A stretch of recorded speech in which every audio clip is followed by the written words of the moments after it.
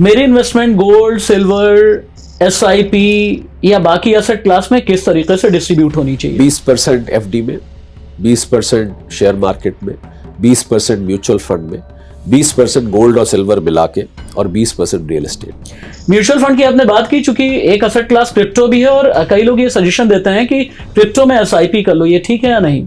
मैं क्रिप्टो के फेवर में नहीं हूँ क्योंकि भारत में ये अभी वैध नहीं है, भारत में लीगल नहीं है। जब तक भारत में लीगल नहीं होता मैं उस निवेश की सलाह नहीं देता। इन्वेस्टमेंट पे ज्यादा फोकस होना चाहिए या अर्निंग पे?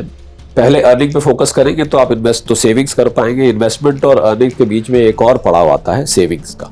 तो अर्निंग करेंगे तो सेविंग होगा तो इन्वेस्टमेंट होगा। नौकरी पेशा बनना ज्यादा बेहतर होगा या फिर व्यापारी बन जाए, एंटरप्रेन्योर बन जाए? व्यक्तिगत रूप से आप मेरी सलाह ले रहे हैं तो मैं तो हमेशा एंटरप्रेन्योरशिप के फेवर में रहा हूं, क्योंकि मुझे लगता है कि ये थोड़ा सा इसका जवाब एक लाइन फालतू देना चाहूंगा। मुझे लगता है इंसान फितरत से फ्रीडम चाहता है, स्वतंत्रता चाहता है। अगर आपको किसी से पूछ के छुट्टी लेनी पड़े, कई बार तो पूछ के वॉशरूम भी जाना पड़े, तो वो इंसान को पसंद नहीं होता है।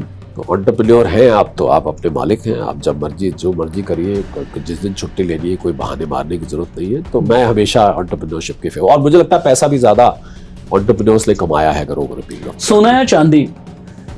मैं सोने पर ज्यादा बुलिश हूँ, सोना ज्यादा ठोस नजर आता है। Large cap, mid cap, small cap? A balance of all three. SIP, SWP? SWP retirement के लिए, SIP आपके करियर स्टार्ट के लिए। Thank you so much. और मैंने पिछले इंटरव्यू में भी यही बात पूछी थी और पिछले इंटरव्यू को मैंने जहां समअप किया था, एक बार उस सवाल को मैं रिपीट जरूर करूंगा, वरना एक भी सवाल हमारे रिपीटिशन में नहीं है। इन्वेस्टमेंट की शरद ऋतु क्या होती है आपके नाम के साथ में, विद ड्यू रिस्पेक्ट? इन्वेस्टमेंट की शरद ऋतु ले आने के तरीके क्या हो सकते हैं? इन्वेस्टमेंट की शरद ऋतु की पहचान कैसे करें? इन्वेस्टमेंट की शरद ऋतु नौकरी पेशा और व्यापारी के लिए कैसे अलग अलग होती है, होनी चाहिए? इन्वेस्टमेंट की शरद ऋतु हमेशा होती है, पर अगर आप लॉन्ग टर्म के इन्वेस्टर हैं तो for a long term investor any time is a good time to invest. तो ये मैं आपके सारे सवालों को इसी में समाहित करना चाहूँगा। बाकी आपने बहुत सारी चीज़ें पूछ ली जाते जाते, तो कुछ अगली बार के लिए रिजर्व करके रखें।